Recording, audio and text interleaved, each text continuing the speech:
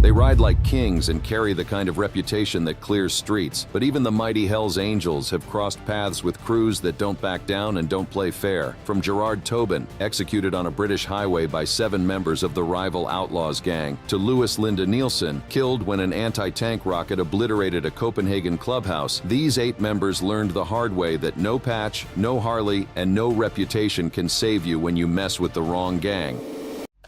Gerard Tobin.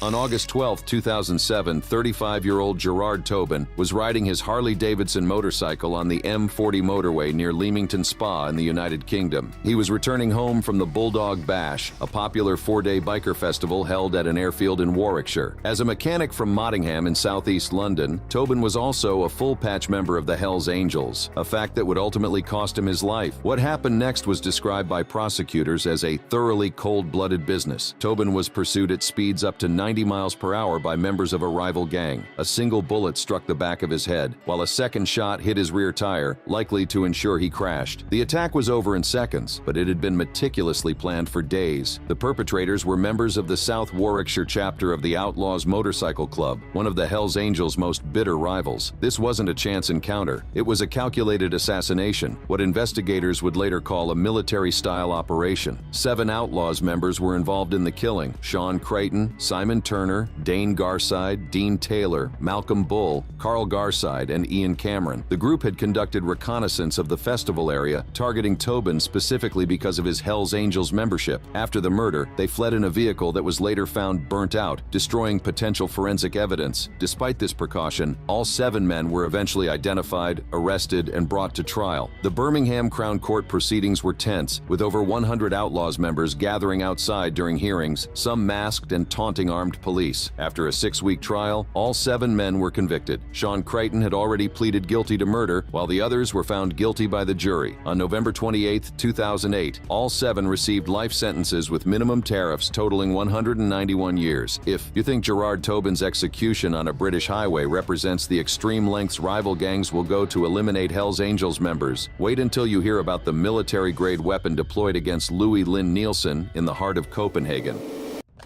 Louis Linda Nielsen.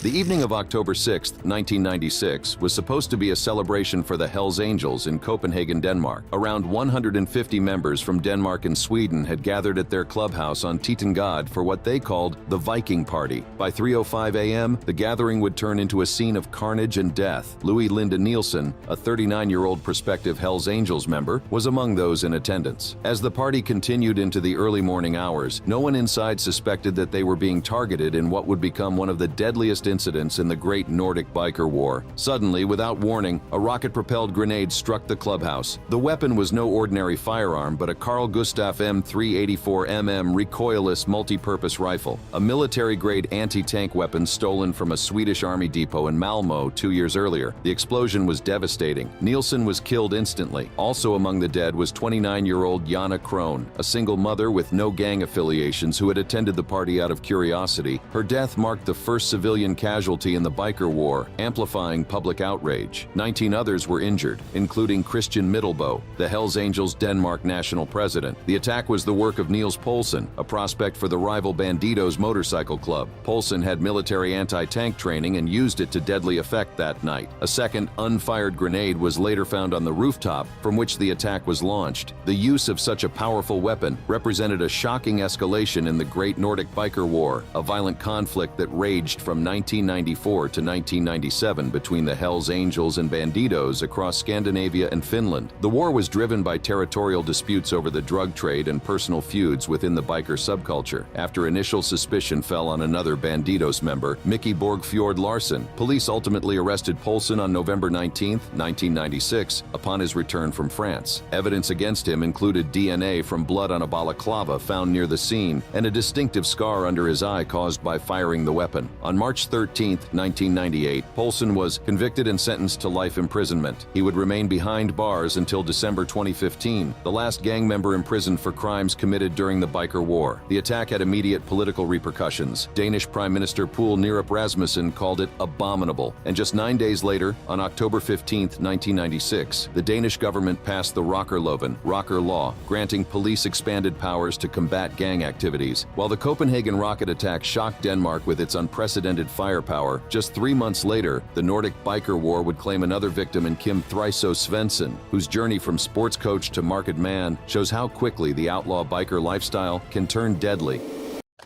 Kim Thriso Svensson.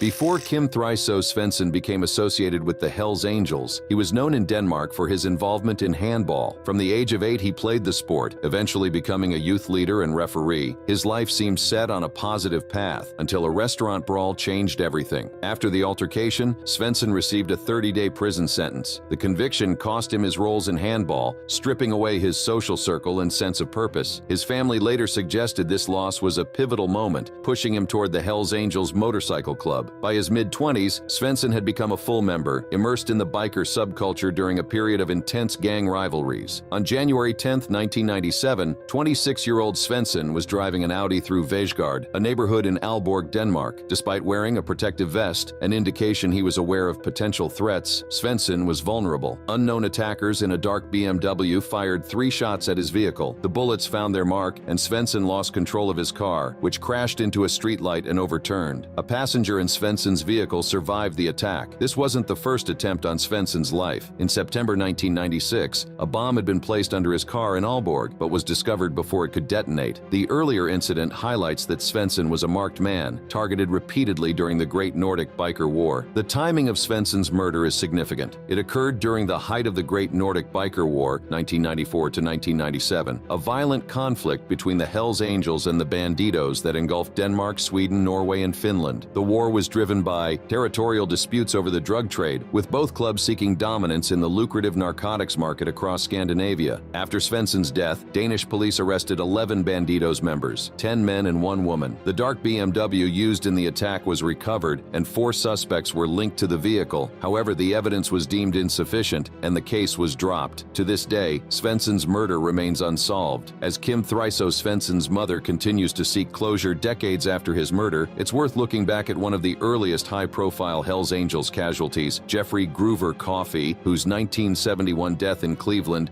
set the template for how these deadly interclub rivalries would play out for generations to come. Jeffrey Groover Coffey.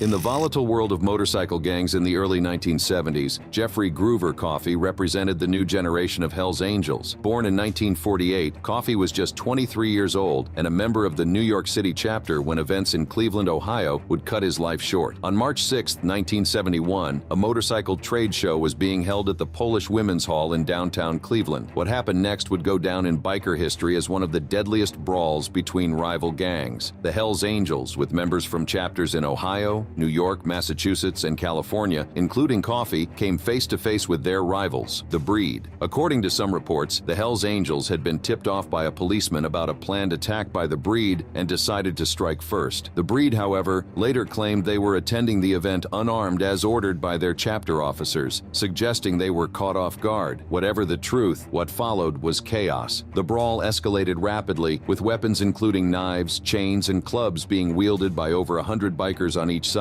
When the violence finally subsided, 5 men lay dead. 4 Breed members, Bruce Buster Emmerich, Andrew C. Demeter, Emilio Pierre Gardal, and Thomas Allen Terry, along with Jeffrey Groover Coffey, the lone Hells Angel casualty. Additionally, 23 people were injured, including 3 police officers. The aftermath saw 84 arrests, with legal proceedings charging 47 Breed members and 10 Hells Angels with 5 counts of first-degree murder on March 9, 1971. By October 19 that same year, 14 Hells Angels members pleaded guilty to manslaughter, reflecting the complex legal fallout from the incident. Coffey's funeral in New York City drew dozens of Hells Angels from various chapters, a show of solidarity typical for the club. However, the gathering was marred by further criminal activity that would add to the club's notorious reputation. On March 10, 1971, 8 Hells Angels members in the city for the funeral were arrested for the gang rape of a 17-year-old girl in a leather goods shop on the Lower East Side. The assault lasted 6 hours and involved severe violence, with charges including rape, sodomy, assault, criminal trespass, and unlawful imprisonment. One perpetrator reportedly remarked, "We're here for a funeral, but this looks like a party," highlighting the group's disregard for legal and moral boundaries. Despite the circumstances of his death and the criminal behavior of his brothers, Coffey is remembered with reverence by the Hells Angels. His grave at Mount St. Benedict Cemetery in Bloomfield, Connecticut, is the site of an annual pilgrimage by the Hells Angels Nomads and an associate club, the Red Devils. Jeffrey Coffey's death in the massive Cleveland brawl showed how chaotic these gang conflicts could be in their early days, but by 2007, when Robert K. was targeted in Germany, these hits had evolved into calculated assassinations with clear motives of revenge.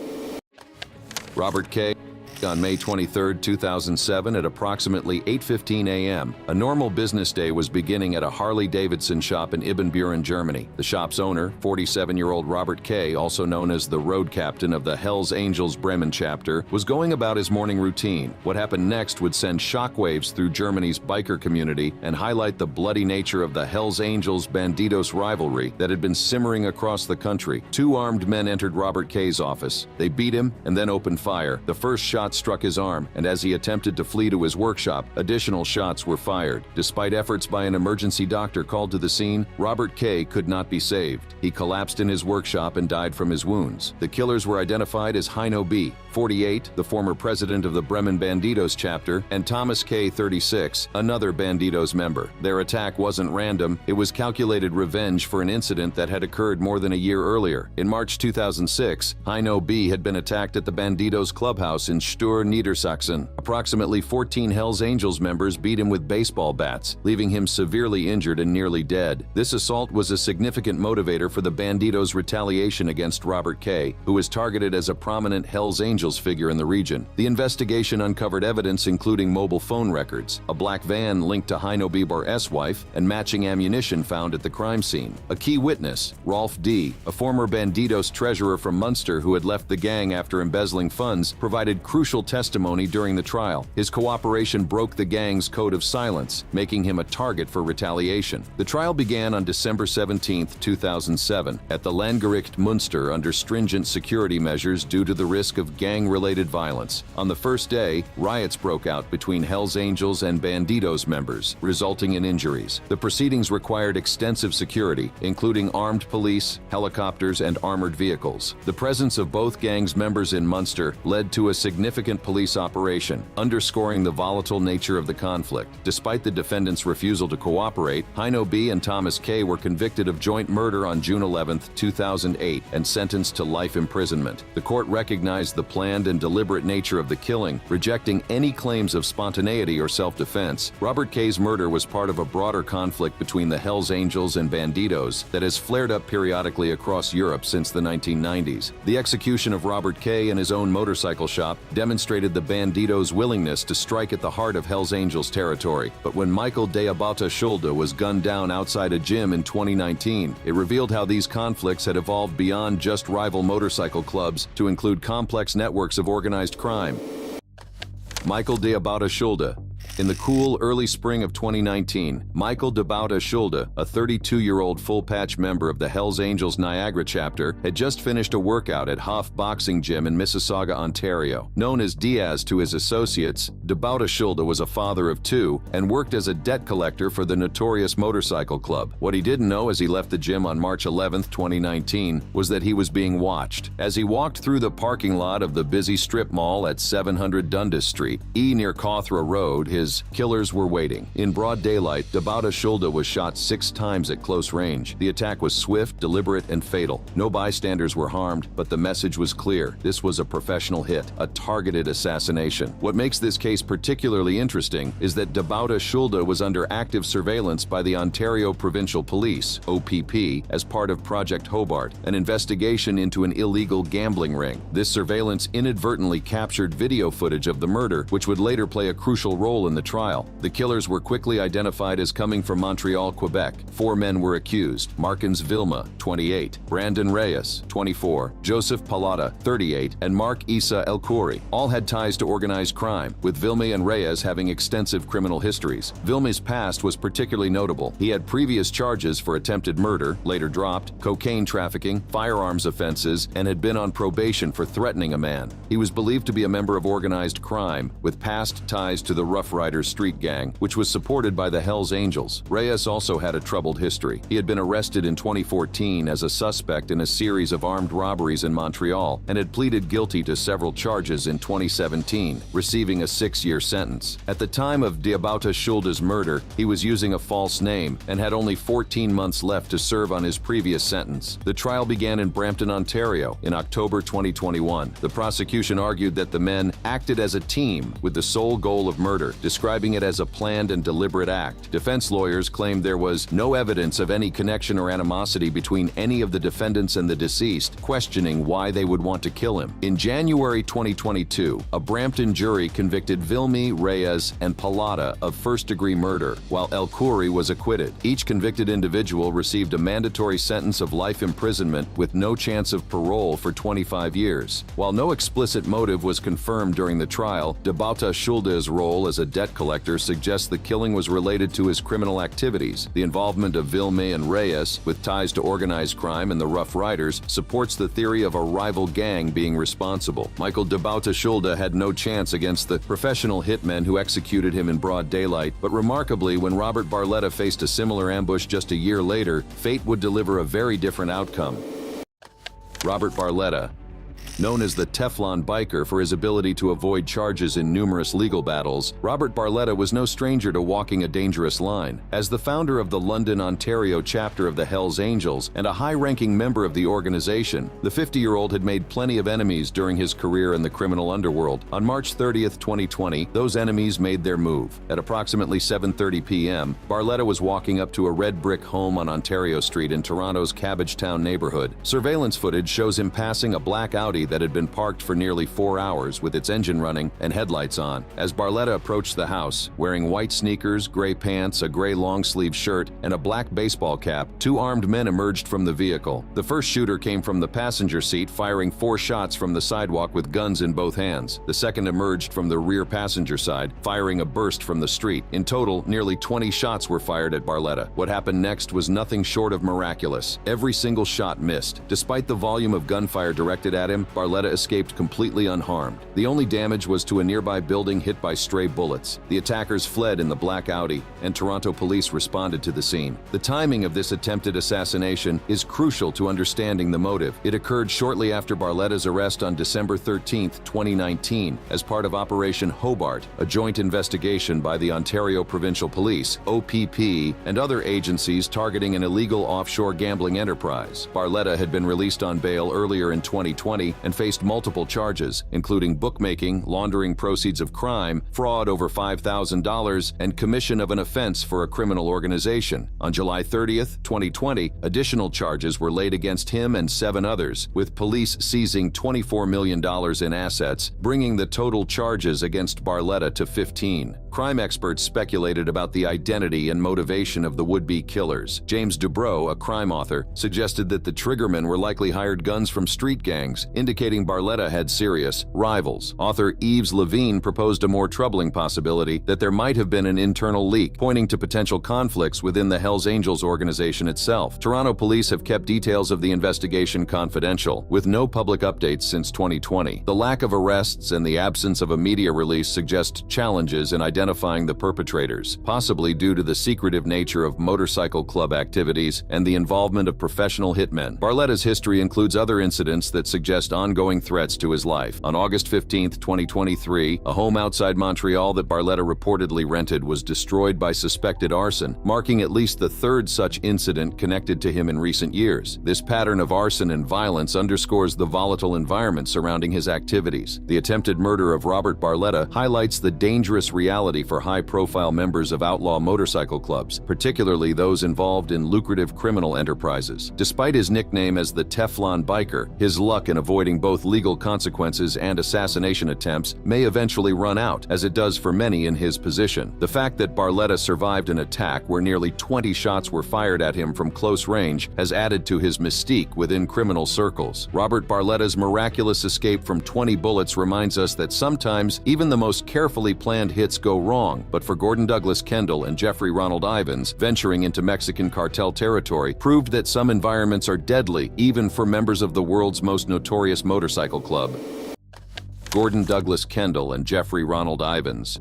In the picturesque resort town of Puerto Vallarta, Mexico, on September 27, 2009, two Canadian Hells Angels members found themselves far from home and ultimately far from help. Gordon Douglas Kendall, 37, and Jeffrey Ronald Ivins, sometimes reported as Jeffrey Ronalds, also 37, both from Kamloops, British Columbia, were outside an apartment building when their lives came to a violent end in what authorities would describe as an execution-style killing. According to Jalisco State Prosecutor Guillermo Diaz, witnesses reported that a lone gunman approached the pair, shooting Kendall first. The shooter then chased Ivins to the pool area of the complex and shot him. Minutes later, two additional gunmen arrived and repeatedly shot both victims, ensuring their deaths. Local news outlets published graphic images of the men lying in pools of blood, underscoring the brutality of the attack. The killings were not random. Both men were known to the Royal Canadian Mounted Police, RCMP, Integrated Gang Task Force, which had been monitoring their activities in Canada and Mexico, particularly their involvement in the drug trade. Ivins had pleaded guilty in 2002 to one count of drug trafficking in Kamloops, receiving a $1,000 fine. Notably, at the time of the incident, Ivins was carrying a handgun, unusual for foreigners in Mexico. Both men were reportedly involved in real estate developments in Bahia de Banderas, a nearby resort area, suggesting they may have been using legitimate business interests as a cover for other activities. A close friend claimed Ivins was in Mexico doing construction work for the Hells Angels, adding another layer to their presence there. The timing of the murders is significant. They occurred during a period of intense violence in Mexico, driven by conflicts between drug cartels and their affiliates. Puerto Vallarta, while generally considered a tourist-friendly destination, was not immune to the broader drug war, with criminal organizations fighting for control of trafficking routes. The Hells Angels, known for their involvement in the international drug trade, likely had connections to these Mexican cartels, particularly related to cocaine trafficking between Mexico and Canada. This put Kendall and Ivins in a precarious position, dealing with extremely dangerous players in an unstable environment. No specific motive was established by investigators, but several factors point to organized crime. The Mexican embassy in Canada described the killings as a matter of settling a score, suggesting a targeted hit possibly due to a dispute or territorial conflict. RCMP sources suggested that Kendall and Ivins were tiny fish swimming in a tank full of piranhas, implying they were minor players who may have inadvertently crossed more powerful criminal entities. Despite an investigation by Mexican authorities, no arrests were made. The case was treated as part of organized crime, with police focusing on the victims' criminal ties. The RCMP provided support, confirming that Kendall and Ivins were known to their organized crime units but lacked strong connections to major gang networks. The deaths of Kendall and Ivins highlight the risks faced by individuals involved in international drug trafficking, even when associated with powerful organizations like the Hells Angels. Mexico's drug war context created a particularly volatile environment where foreign criminals could easily become targets, regardless of their affiliations. Despite the high-profile nature of the case, no updates on arrests or resolutions have been reported since 2009. Searches for case updates yield no new information, suggesting it remains an open but unresolved investigation. Justice for Kendall and Ivins has yet to be served, a common outcome in Mexico's overburdened criminal justice system, especially for cases involving foreigners with criminal ties. Thanks for watching. If you found this video informative, click one of the cards on your screen to see more videos like this.